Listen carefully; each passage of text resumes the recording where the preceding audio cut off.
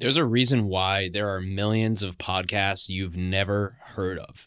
And many of them, like the one we're about to showcase today, is making money from their first guest, which is crazy. In this case, Harry actually used his podcast to launch his business, but you can use the podcast to launch it, to grow it, to expand it, to get sponsors, to get paid guests, you name it.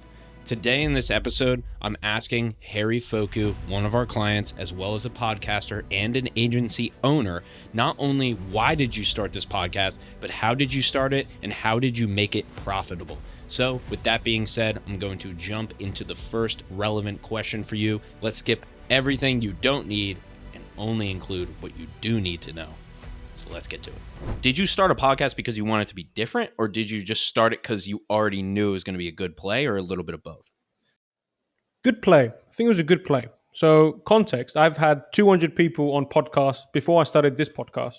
So my previous company had a podcast, and it was the main way we got people on conversations. Give them a good time, they'll remember us better. Makes sense. So I knew, like, all right, I have all this time, I'm starting a business. I should start a podcast. I can start talking to people, build content. And it happened to be the kind of literally the first guest referred me to someone who then became a client. Sweet. So it was as simple as that. And then I started to see, I can use it for that. But then the content that came out of it, like you said, the right people start watching, the authority that comes, the credibility. If I start posting a clip, it brings people into my world who stick around for the other stuff. So I knew it would be a right play for that reason. And also, when I started, the expenses were very low. I did all the editing. And then eventually I was like, okay, I can now get a VA. But it was only after I got my first client. So podcasting also is quite cheap. You can just make it time intensive at the start. My first podcast was audio only. Second one was video.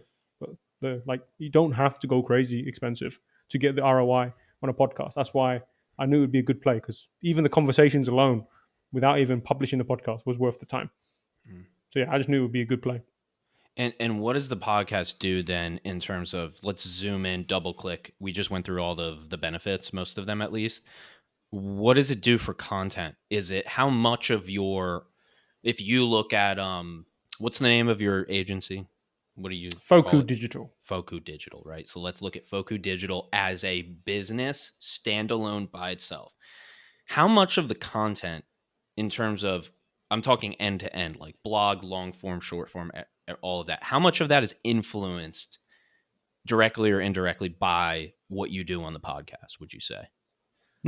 So I've actually separated them. So the gaming playbook is its own thing. Then my personal page, Which is the will post podcast, just so people know. Gaming Playbook is the name of the podcast. exactly. So the gaming playbook is the podcast. The gaming playbook is sponsoring an event because it's a lot more cool to use that as my kind of brand. But the agency is the Phoku Digital. So Phoku Digital is more in the background. So to answer your question, it kind of lives and breathes its own thing, brings people in, but then people stick around for Harry Phoku, and then Harry Phoku talks about all the different stuff. It's like Phoku Digital company page might have 30 followers, but my podcast page has 850, and that's growing because it's pure value based. I'm not selling anything on the podcast. Like, hey, sign up to the newsletter. So I made it its own entity. But my personal page, which might be relevant, I'd say 2 to 3 of the posts every week are kind of related to the podcast. Might be announcing a podcast, the events coming up, a podcast lesson. So it's made my life very easy, where I post every day for the last 120 days probably. The podcast has made that kind of more automatic because you're more going into just documented rather than having to create something from scratch all the time, which is the good part about doing long form, because you get all that juicy transcript. And funny enough, I'm in the ghostwriting game. So if I interview a client, that transcript, best believe, becomes like a month worth of content. So all these little podcasts make content very easy. Yeah, well, that was going to be my, that's kind of my angle for ghostwriting companies, which is, okay, you're going to interview a client anyway. If you have half a brain and a ghostwriting business, right? You're going to have to sit down with them and figure out what's going on. Like, what do we need to know about this person, right? We need to know, we need to fill our content pillars or buckets or whatever. If you're going to go ahead and do that, might as well record it. Mm-hmm. Right. And so that's another podcast idea too, right? So get you doing, and some creators do this. I think Danny Del Vecchio does this too, where he's like recording his recording sessions with clients, right? Mm. So in That's that case, you could record your set recording session with the client and make content out of that, whether it's a podcast or not. But anyway, I'm going off on a branch. Let's come back to the tree. So I'll keep double clicking in. So double click into content. And now let's double click into podcast page, which you just briefly mentioned has 850 followers. So yeah, what has your experience been with, company page / podcast page? When we say this, it's what we mean is we're creating a page on LinkedIn, in this case for, the podcast itself, right? Its own, what you would call a company page traditionally. That's what it is. So what has been your experience with that? Yeah. So I wanted to do live events on LinkedIn, and I wanted to use the lead gen form. That's what LinkedIn calls it. But basically, if someone wants to register for an event, they have to give their email. You can only do that from a company page that has 150 followers or more. So I was like, okay, how do I do this? I either scale up Phoku Digital to 150 followers, then everyone's going to be like, oh, I'm following a ghostwriting agency. Or I scale up a new page called The Gaming Playbook, and that's where I post all my shorts and content. I was like, that probably sounds more relevant. That is something that someone would actually follow and enjoy. So I made the company page, and I went and messaged 150 people, said, hey, please follow my page, and I'll like you more than you know and give you a cupcake next time I see you. Something cheeky like that. That campaign manual took about 2 weeks. I got my 150 followers. And then I did a big live event with like 5 LinkedIn gurus, like 500,000 followers combined. And that got 700 attendees. And I got around 700 emails. A lot of them then became followers. And then LinkedIn released the LinkedIn Premium badge, premium setting, sorry. So it's an extra, I think, $80 a month, at least for where I am. But then it gives you 250 invite to follow the page. You get a decent conversion on that. But it also automatically invites people that engage in your content. Add all these 3 ways together, the podcast organically grows quite good. Like a lot of the followers on that page aren't actually connected with me, I realized. So I definitely now just reminding myself I should probably go through them and see if there's anyone worth talking to. But it just starts growing on its own. Like I just do my 250 invitations on the first of every month, the auto invite, and then it grows. That is a bit crazy to me because it feels like you're building a YouTube channel on LinkedIn because like that's a perfect place to post the content. So I posted a LinkedIn video. It got 100,000 views. I think it got boosted by the new LinkedIn video algo. Sure. That was posted directly on a company page with 300 followers. Got 200 likes. Amazing. So when I post a clip, the average might be 1,000 impressions, but this is now a separate entity. It doesn't have to cannibalize my own content. So essentially, the way I'm seeing the podcast page is I can post my shorts there and treat it like as if it's a YouTube channel. And also, I can use it to actually comment on if I'm very smart. But the kind of bringing it back to business, what benefit is this? When I host a live event, it comes from a place that has thousands of followers called the Gaming Playbook. That instant authority, I think, really does matter. And then all the other side benefits from just like having a company page where it comes up. It's good. Yeah, it's great. And I mean, there's SEO benefits. There's Google Aha. SEO. There's LinkedIn SEO. There's somebody types in gaming. Now you're in there. Now, if they type in gaming, your name, now you could have that on your profile, Harry, but now you're getting double SEO. So you got SEO for your profile and SEO because in the title of this is gaming, right? Or whatever it might be. That's incredible. And also, I just want to add this in. You don't need to do like a live event to do this. You don't need to do some kind of LinkedIn live. You can put this, what I would suggest, podcast page, right? You don't even need to start a podcast to do this, by the way. You could just have video content. You could just start recording stuff and start clipping it out. And then you can start the podcast later if you want, though I would suggest doing it, in the within a step-by-step process. But it's the ultimate leverage, right? And what we're really doing here is let's look at business assets, right? The podcast now, like you're saying, it's not even necessarily an asset under the business, though it is. It's more so it's its own entity, right? It's its own media production arm. And all of this is done virtually. All of this is done with interviews with people who are... Which I would do anyway. Which you would do anyway. And also more than happy to join you. Harry, you have what, 14 episodes? 14 episodes and a few banked, yeah. But people would think... It doesn't matter how successful you are. You would be like, well, At 15 episodes, there's no way anybody's going to want to be on my podcast. Like all of those limiting beliefs, I mean, run back those last 5 minutes. Like it's all Yeah, broken, man. it's 900 followers on 14 episodes. People inquiring to be guests who would want to pay to be in front of your audience. You know, I've had to reject a lot of people this month.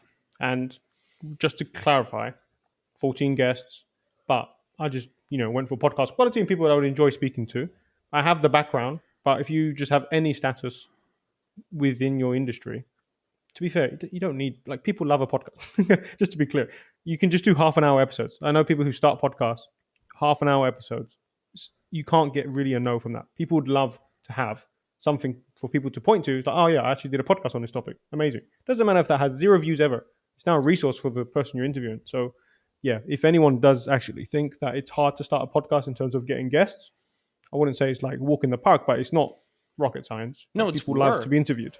But yes, everybody wants to be on something, no matter what it is. And, in that respect, you said it though, you DIY'd it until you didn't, right? Yeah. So you're not, if you're still editing at episode 100, it's like, okay, there may be a different road we need to go down now. But if you play it right, what you're doing is squeezing the most juice out of the podcast. So what can the podcast do, not only for the guests or the audience, but for me? Well, it can create this separate entity. It can create its own page. The podcast is like a being, right? It's like having another person. And I just went the other route just to test. And I turned my podcast page into me.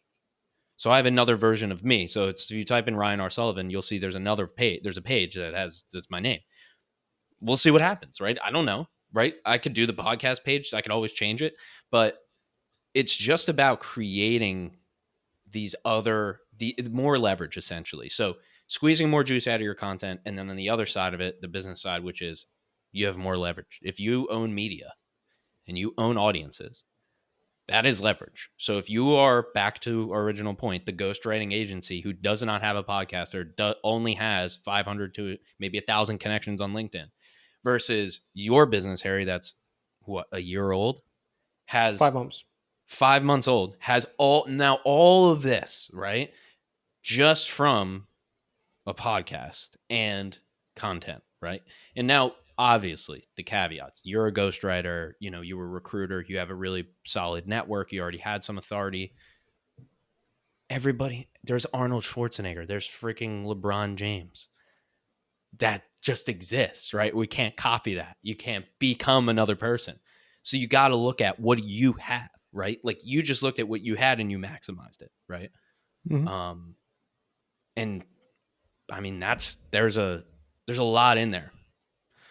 I would add one thing here. There's at least 3 people I can think off the top of my head who saw what I'm doing in the games industry, who are either recruiters, service provider, and they started their own podcast. Bare bones. They just did LinkedIn live events, but they recorded, and naturally, long form conversation is now a podcast, whether you call it one or not. And then at the end of the day, you do not have to go. Like, I started with weekly episodes, but then I took August off because I got a bit too much.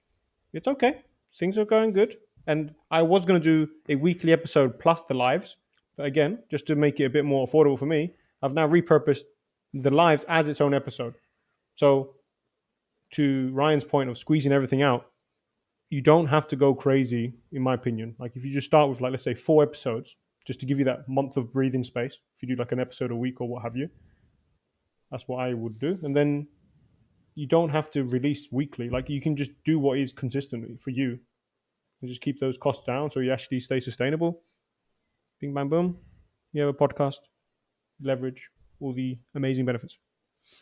Is your podcast is this where you want it to be in terms of the workload and, how it fits into your schedule? Is it now sustainable? Yeah, so now I have the recording and automatically the VA sees it, he edits it, and then he handles if I need another video editor to come in and make the trailer, then he also makes the copy, he makes everything, he schedules it, and I just do the review. So that's gone from like 5-6 hours of podcast to the recording and the review, let's say hour and a half, which is amazing. So like an hour and a half, I now have a podcast, and if I want, I can pay for shorts. Booming. Yeah. So that has considerably gone down. And also now it's actually happening. Because before I would be like the founder that has the VAs like, please, you forgot the podcast. I was like, oh shit, yeah. But like now it actually happens like without me thinking, and it's a lot easier. So yeah, I'd say I'm in transition now with the shorts. I've just built a bunch of shorts, so I'm just going to start publishing either every other day or every day on the company page. Are So I've these built up, from the podcast, or are these also yeah. So I've nice? Okay, so nice, I've nice. We're doing commissioned the some same like thing. high value ones, and the main call to action will be. So I thought about it. I was sending them to newsletter, but I was like, screw it. I'm just going to send them to the actual podcast because a lot of the people who are going to watch that short probably haven't seen a long form. So I've decided that shorts are now promo for the Hey, you're podcast. seeing a lot of other founders and bigger creators do this, run this same strategy, man. I love pushing to the email list, but you're like, wait, they have a YouTube channel now? It's like, yeah, man, because video. Yeah, Anyway, side note, but yeah. That's another thing. Like my client said, "Oh, what did I do on the weekend? I watched 2 of your podcasts." I was like, "Oh yeah, I forgot my clients can watch my podcast." And now that I think about it, that's everyone knows it, why man. that's amazing. You spent Yeah, 3 hours with me on the weekend. for sure. Yeah, man. And I mean, I'd say that's about enough of you, but that's about all I can handle. But few hours, man, I'm tapped out. But no, man, it's just there's just so much to unpack, but it's in reality, it's like, okay, we went through what it was, we went through the benefits of it. And this is this philosophy side of it where I would love to kind of wrap up, which is, what do you want to be known for? What do you want your business to be known for? Right. I'm not talking legacy. I'm just saying, like, now, like over the next like 0 to 10 years, from right now, this day, to 10 years from now, what is going to help you? Right. And companies, I said this today and I'll probably continue to say it, which is, companies who do things like this, companies who do really creative, funny ads, companies who do podcasts, companies who do like short films, companies who create products as just gag products just because, to launch a viral campaign, right? These are companies who are it's an automatic differentiation, right? So there can be 1,000 benefits to podcasting, and Harry, you just went through 10 or 20 of them for your business, but in reality, it's you. If you want different results, right, than maybe your next competitor, then you just have to do different things. Like, if you want the key to content, it's just do what other people are not doing. That's basically it. I mean, that's just the overarching. Now, when it comes to, okay, but yeah, now what do I do? Okay, well, now we need help, and now we need to have a strategy. Now we need to figure out what to do. But I'm on my soapbox here, but that's how I look at this. It's not, the podcast lives forever, right? Like, short form is great. I love it. You need it, right? But the podcast itself, it doesn't go anywhere. You can go back to my first episode, 2018, still there. Yeah, Don't, but you could. exactly. It's very hard to search through shorts. It just doesn't really happen, does it? Unless you're searching on TikTok for a solution. Like realistically, the library of podcasts, yeah, it's more like they feel like assets. Like I Mm-hmm. literally did this recently. I had a podcast. I was like, I need content from my client. I was like, oh wait, he did a podcast. I went and got the transcript, and I made 20 LinkedIn posts from that. Like this is in my world, but like the point there is that podcast is the 1 hour conversation. It can be sliced up in so many ways. So yeah, podcast OP. We could say that podcast is I OP. could basically guarantee it. As close as I can Yeah. possibly get. Right. Yeah. So, thank you, Harry, so much, man. Really appreciate you doing this. Let people know. We'll have it in the description, obviously, in show notes, where they can find you and your podcast. Absolutely. Podcast is called The Gaming Playbook. It's essentially, if you're a gaming professional, anything you would need to kind of level up in life. Also, some just general founder entrepreneurship lessons there. I've done a whole podcast on business development on LinkedIn. So if you're more in that crowd, you can look for that. Just the one that says Harry Phoku on it. And on that note, my name's Harry Phoku. Find me on LinkedIn, connect with me. And Phoku spelled Phokou. And yeah, happy to chat. Full stop. Hit the man up. He's a gold mine. He's given me a lot of great ideas as well. Gave you guys, everybody, a lot of great ideas today as well. If you're listening, watching, wherever you are, we appreciate you. Hit that follow or subscribe. And we are going to catch you next week. And finally, too, Harry, would love to have you back on a little bit, man. Yeah, amazing. Thank you, Ryan.